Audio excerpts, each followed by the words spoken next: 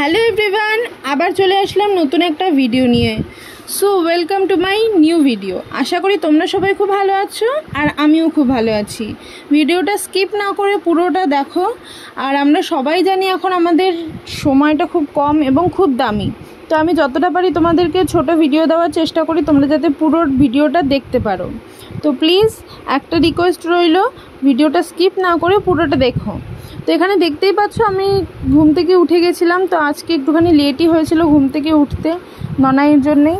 তো দেখো ননাইয়ের আমি ঘুম থেকে উঠেছি, তো আমার এখানে চা খাওয়া হয়ে গেছে, ননাইয়েরও খাওয়া হয়ে গেছিলো। তো এখানে আমি দেখো ননাইয়ের সাথে একটুখানি খেলছিলাম, বিছানা গুছিয়ে বাসি কাজ সেরে ঢেরে আমি আর ননাই এখানে খেলতে শুরু করে দিয়েছি। দেখো এইসব করতে খুব পছন্দ করে, তো আমি ওর সাথে এরকমভাবে একটুখানি খেলি।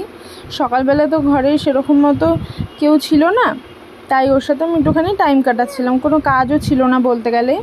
তো এখানে দেখো আমি আর ননাই তো খেলছিলাম। যাই হোক, অন্যদিন আমি একটুখানি সাজুগুজু করে রিলস বানাই, তো আজকে আর ভালো লাগছিল না বলে খেলছিলাম দুজনে মিলে।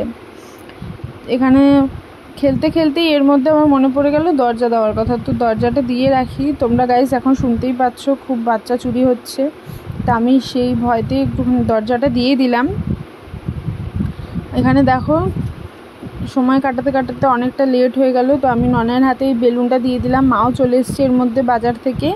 তো এখানে ননাই দেখো বেলুনটা ফোলাচ্ছিল আর দুষ্টুমি করছিল, তো আমি মায়ের কাছে ওকে বসিয়ে রেখে আমি সকালে টিফিন বানাতে গেছিলাম। তো আজকে তো সানডে, তাই ভাবলাম একটুখানি চাউমিন বানাই।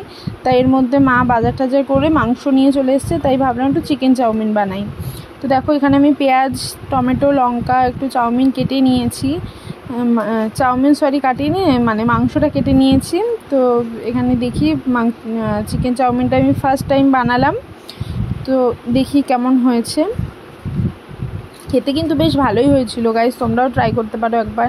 তো আমি খুবই অল্প জিনিস দিয়ে রান্না করি আর অল্প সব কিছুই লাগে আমার। তো দেখো এখানে টিফিন করার পরে আমি ননাইয়ের খাবারটা বানিয়ে নিয়েছি। ওকে আমি মাংস তো এখন দিই না, মাংস এখন ঠিকভাবে খেতে পারে না, তাই ওকে আমি মাংসের মেটেটাই দিই।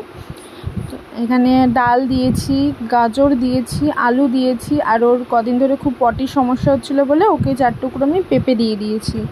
তো যাদের বাচ্চাদের পটির সমস্যা থাকে প্লিজ তাদেরকে পেঁপে খাওয়াবেন, দেখবে পটির সমস্যাটাও সলভ হয়ে যাবে।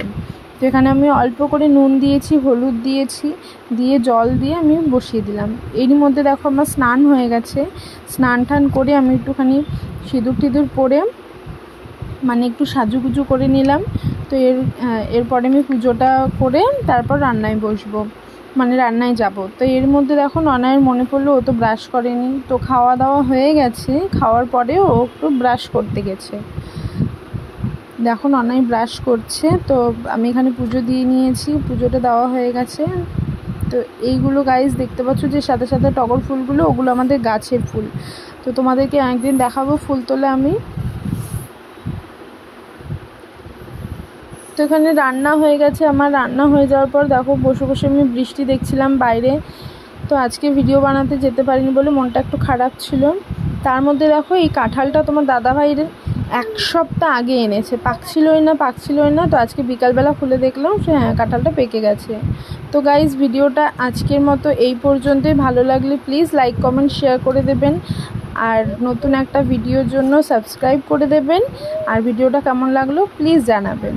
তা আজকে চলি, আবার আসবো নতুন একটা ভিডিও নিয়ে। টাটা।